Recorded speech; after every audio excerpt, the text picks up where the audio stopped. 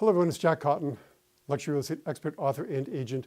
I'm here inside my beautiful, luxurious, but not overly ostentatious Cape Cod office, ending our series today on great seller communication. You know, no matter how well you communicate with your sellers, sometimes the listing just drags on the market forever and ever. Maybe they're not realistic with the price. Maybe the market is just slow where you are. I know that in different parts of the country, the market's on fire right now, but sometimes you need to have a conversation with your seller to put them in the right frame of mind for a price adjustment. And the way we do that is through what we call future pacing. So it really boils down to almost coaching your seller, because if you tell a seller sometimes you need to cut your price, then you start to get this resistance and the relationship goes downhill from there. So if you think of it as a coaching session with your seller, it's likely to go a lot better and be more productive, and you might wind up with a price reduction. So some questions you can ask your seller is, how long did the real estate market actually rise before the most recent peak? Well, the most recent peak for us was 2004, 5, or 6, somewhere in there. And the market was on the rise for a good 8 to 10 years. It took a long time to reach that peak. How long has the current slowdown lasted? Or how long has the current market situation lasted? For many markets, like in my market, it's been a couple of years now. You know, people always say, how's the market? The market's great. There's a lot of activity. There's a lot of sales.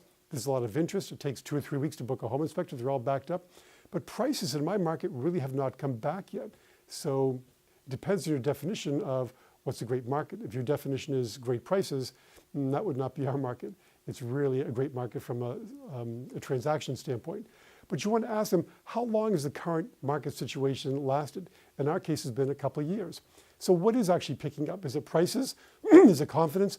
Or is it actual prices? Again, in many markets, like in Boston and on the West Coast and DC, prices are increasing, but in our market, it's confidence and volume, but certainly not prices. But don't tell the seller this stuff. Ask them what their perception is, and then when they answer, you can give them information that reinforces or gives them better information so they can come up with a better answer. You know, how much longer is the current state of prices likely to continue, Mr. and Mrs. Seller? Do you think we're going to see prices increase in the near term or not? What do you think? And then ask your seller, have we hit the bottom? I thought we hit the bottom a year or so ago, but we're still sort of bouncing along the bottom. How long do you think we'll remain there? Again, and what will the recovery look like? Ask questions, don't tell. Let your seller come up with the answers. They will, like when you're being coached, you will come up with the answers yourself, and they're more believable. So, you know, I think a lot of sellers think the recovery in prices will look like this. Maybe it will. Ask them that. Or maybe you think it'll look more like this. This is kind of how we were. We're like a W. We bounced along. Prices came up a little bit, then they went back down again, and hopefully they'll come back up again. But give your seller some illustrations of what you think the market might look like. Maybe it's going to be a long, drawn-out thing where you are before prices start to rise again. You know, a lot of sellers think that it's going to be just a total V and a complete bounce back. I think this is what sellers are expecting when they watch the media, especially when the media reports about what's happening in other markets around the country. Certainly not what's happening here in our resort market. So how long do you think, Mr. and Mrs. Seller, that it'll take for prices to get back to where they were in 2005 or 6? What do you think? You know, when prices drop, you know, if prices drop 50%, they have to increase 100% just to get back to even. I think a lot of people don't really realize that. You know, the NASDAQ, for example, the stock market peaked in 2000 when it hit 5,000. Well, it took 15 years later, early in 2015, for it to hit 5,000 again. So that's a long time to get back to the peak. So how long do you want to wait for the market to come up to the price you want to receive for your property? How long do you want to wait? Because the market will come back. I just cannot tell you when. If you want to sell a home in today's market, we need to adapt to and adjust to and be real to the market we have today.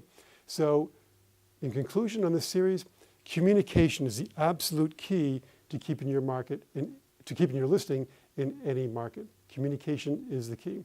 Managing expectations, however, is encouraging sellers to think about where the market is and where it's going to be headed. You know, we get into trouble in life in general and with our sellers specifically where we don't meet expectations. The best way to meet expectations is to tell the seller what they should be and then meet or exceed them. You do that through the communication plan, and you do that through the future pacing we talked about here today. So I hope that makes sense for you. Give me your comments. I've had some great comments throughout this series about how you're increasing your seller communication and how you're improving your seller communication. And I love hearing those. And I'll share those with the others on the first Tuesday of the month when we do luxuryrealestateunplugged.com. Go to this website, luxuryrealestateunplugged.com. Check it out. It's the best deal in luxury real estate coaching on the planet. Until next time, make it a great week.